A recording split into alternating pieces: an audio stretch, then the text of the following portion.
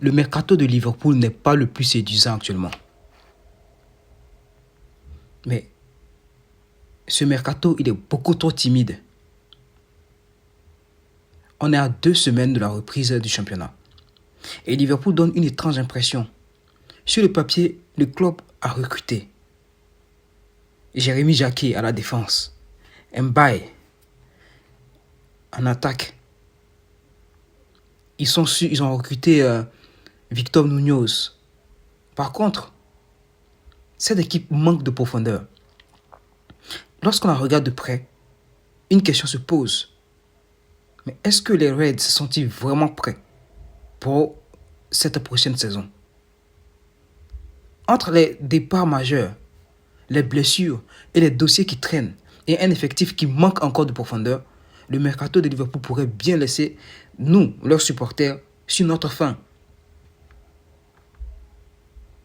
Les arrivées qui sont confirmées, on ne les remet pas en cause en termes de qualité. Jérémy Jacquet, Victor Munoz.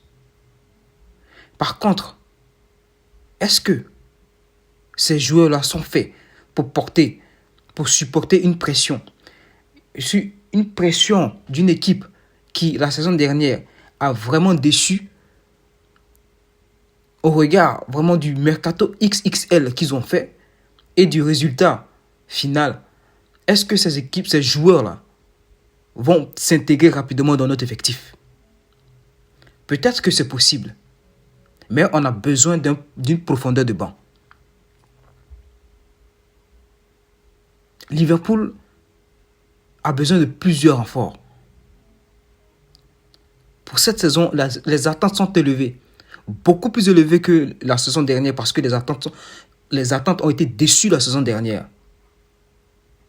Les signatures marquantes, vraiment, ça tarde. Et on commence à perdre patience.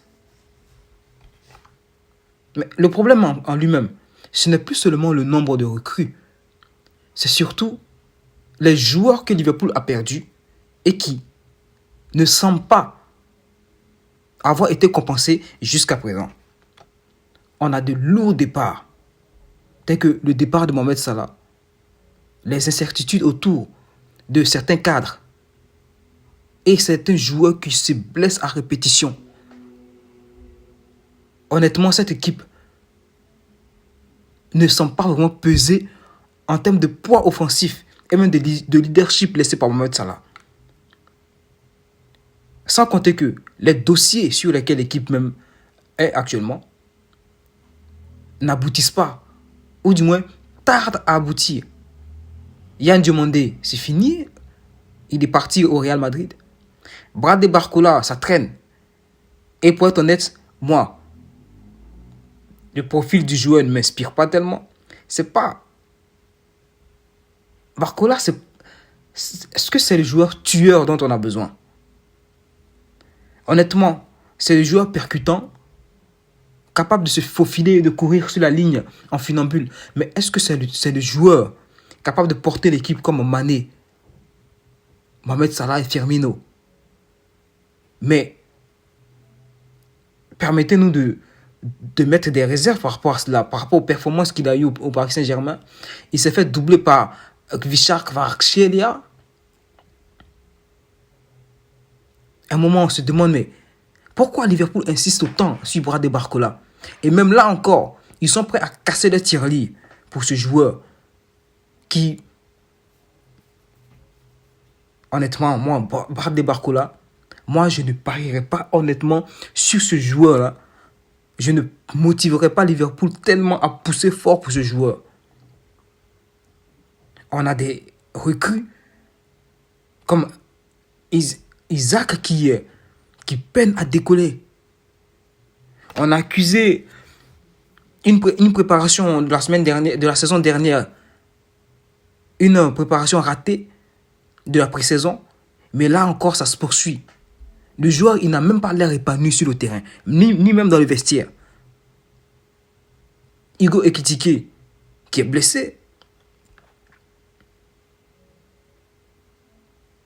En vrai, Andoni Iraola, le nouveau coach, devra faire des miracles cette saison. Si l'effectif Si pour l'effectif, on en reste là.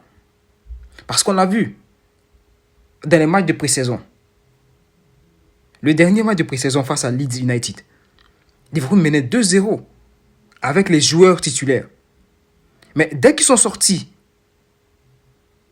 et qu'on a fait tourner l'effectif, Liverpool a été renversé 4-2. Il est clair qu'on a besoin de renforts.